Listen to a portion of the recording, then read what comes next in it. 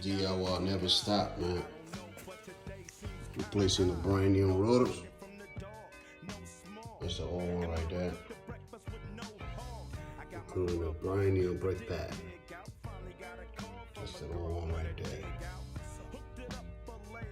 Yeah, boy from Africa, man.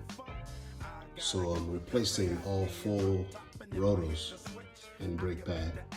This is the front one, and after I'm done, I'm gonna do the rear one. And yeah, so you guys watch out for that video, man. It's coming up. Do it yourself. Just save money, guys.